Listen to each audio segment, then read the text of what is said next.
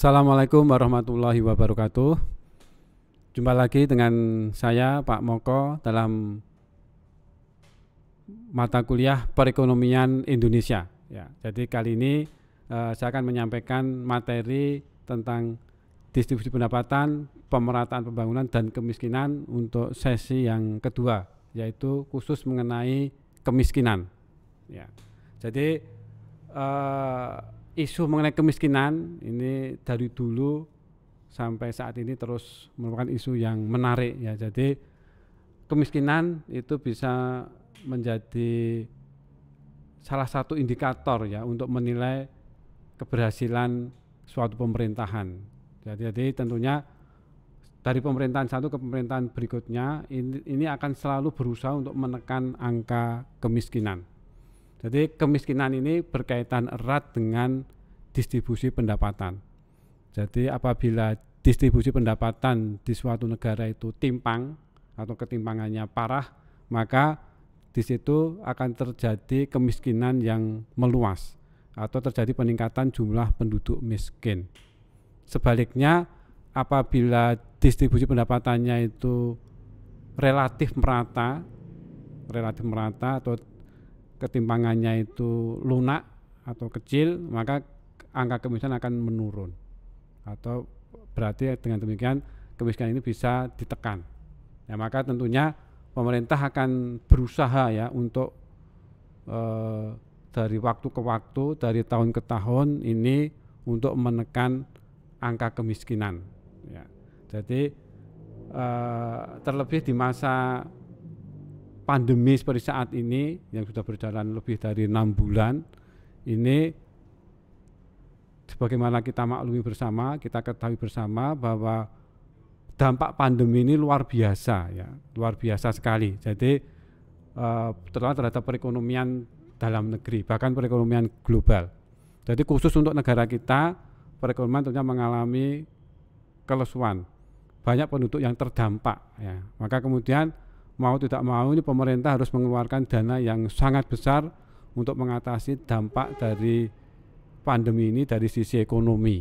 Nah, ini maksudnya tidak lain adalah untuk mengurangi angka kemiskinan ini biar jumlah penduduk miskin tidak semakin bertambah. Ya, pemerintah banyak memberikan berbagai bantuan ya, mengucurkan berbagai dana kepada masyarakat ini. Nah, sekarang apa itu kemiskinan? Jadi kemiskinan adalah keadaan di mana terjadi ketidakmampuan untuk memenuhi kebutuhan dasar ya, kebutuhan dasar terutama kebutuhan primer, yaitu makanan, pakaian, tempat berlindung, kemudian ada kebutuhan dasar adalah pendidikan dan kesehatan. Jadi kebutuhan yang kalau BPS itu kebutuhan itu dikelompokkan dua, kebutuhan makanan dan bukan makanan. Ya, pendidikan, kesehatan ini kelompok yang pendidikan kebutuhan bukan makanan ya. Ya, ini kemiskinan. Nah, kemudian ada beberapa definisi kemiskinan. Misalkan dari Bappenas, dari Suparlan, ini ya sebenarnya definisi ini sejalan sama ya. Nanti bisa dicermati. Kemudian kita gunakan definisi dari BPS ini, karena BPS yang mempunyai data yang resmi, ini kan BPS kan dari pemerintah ya, data resmi. Jadi kemiskinan itu dipandang sebagai ketidakmampuan ya dari sisi ekonomi untuk memenuhi kebutuhan dasar makanan dan bukan makanan yang diukur dari sisi pengeluaran. Jadi penduduk miskin itu adalah penduduk yang memiliki rata-rata pengeluaran per kapita per bulan di bawah garis kemiskinan. Jadi BPS itu membuat ketentuan tentang garis kemiskinan ini. Jadi kalau pengeluarannya itu di bawah garis kemiskinan, maka dia masuk kelompok penduduk miskin. Sebaliknya kalau di atas garis kemiskinan, ya dia bukan penduduk miskin. Nah, sekarang berapa besarnya garis kemiskinan yang ditetapkan BPS saat ini? Garis kemiskinan saat ini sebesar 401.700 Rp220 per kapita per bulan. Dan ini per kapita per orang per bulan. Artinya angka tersebut merupakan batas minimum pendapatan yang harus dipenuhi untuk memperoleh standar hidup, baik untuk kebutuhan makanan dan non makanan di suatu wilayah. Jika di bawah angka tersebut maka masuk kategori penduduk miskin. Nah, ini garis kemiskinan ini secara nasional. Nah, karena nanti ada garis kemiskinan per wilayah yang berbeda-beda, misalkan antara DKI Jakarta dan Jawa Tengah ini, misalkan ini garis kemiskinannya standarnya berbeda. Nah, ini standar garis kemiskinan secara nasional. Nah, sekarang selanjutnya ini sebagai contoh, jika garis kemiskinan nasional di sebesar Rp400.000 ya kurang lebih per kapita per bulan, dan rata-rata setiap satu rumah tangga miskin memiliki 4,5 anggota keluarga, maksudnya 4 orang atau katakanlah 5 orang, maka bapak ibu dengan 3 anak misalkan, maka pengeluaran rumah tangga untuk memenuhi standar hidup mencapai 1,84 juta rupiah per rumah tangga miskin per bulan. Ya, ini garis kemiskinannya ini. Ini kalau dengan 5 anggota keluarga, tinggal dikalikan 5. Ya. Jika kurang dari angka tersebut, maka masuk kategori keluarga miskin. Jadi ini juga terkait dengan jumlah anggota keluarga. Tentunya semakin banyak anggota keluarga, maka kebutuhan atau pengeluarannya juga semakin besar. Ya, jadi angka 1,84 juta itu garis kemiskinan tadi per kapita dikalikan jumlah anggota keluarga. Kemudian ini sebagai contoh, tadi ini garis kemiskinan per provinsi itu juga berbeda-beda. Tadi secara nasional, kalau per provinsi sebagai perbandingan, garis kemiskinan di DKI Jakarta itu mencapai angka Rp93.108 per kapita per bulan. Nah, maka pengeluaran keluarga miskin di ibu kota mencapai 3,08 juta rupiah per bulan. Ya, dikalikan jumlah anggota keluarga, misalkan dengan 4 atau 5 anggota keluarga tadi. Jadi DKI Jakarta ini garis kemiskinannya di atas garis kemiskinan nasional. Nah, kita tahu karena DKI Jakarta itu merupakan ibu kota dengan tingkat pendapatan dan pengeluaran penduduk yang tentunya di atas rata-rata daerah yang lain ya. Ini. Nah, kita lihat sekarang yang di bawah garis kemiskinan, misalkan garis kemiskinan di Nusa Tenggara Timur, NTT, ini di bawah garis kemiskinan nasional, yaitu sebesar Rp354.898 ya per kapita per bulan.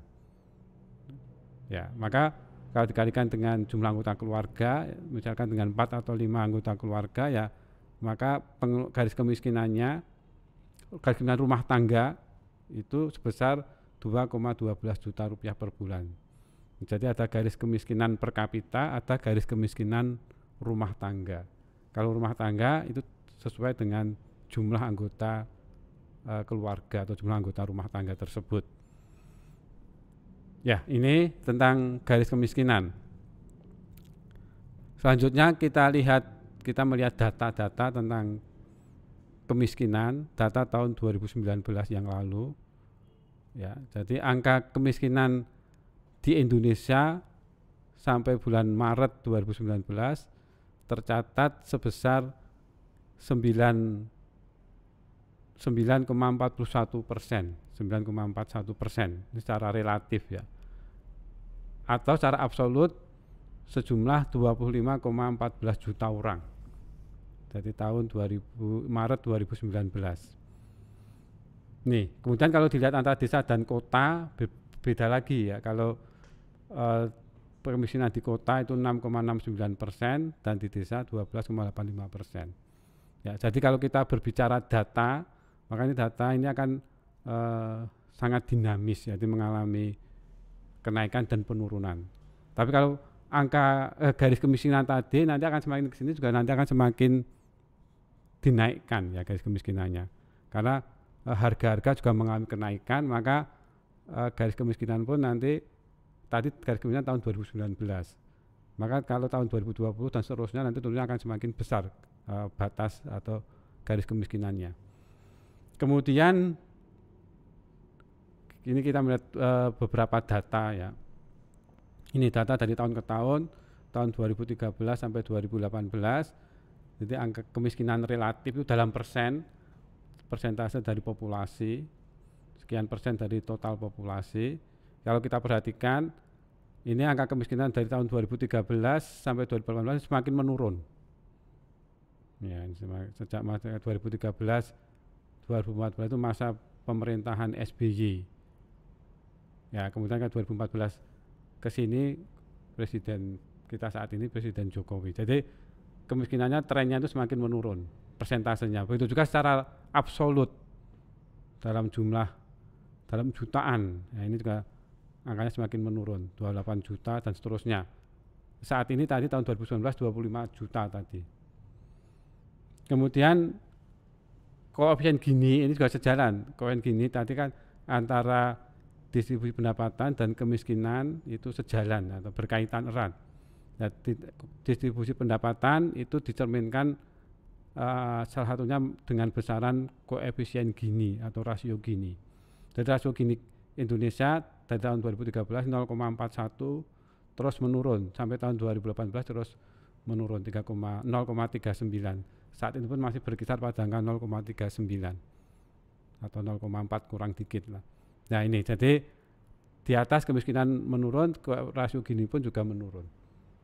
Ini data akan terus sangat dinamis. Nanti kita bisa update terus ya data tentang distribusi pendapatan, tentang kemiskinan, pendapatan nasional dan data apa saja itu sekarang sangat terbuka ya.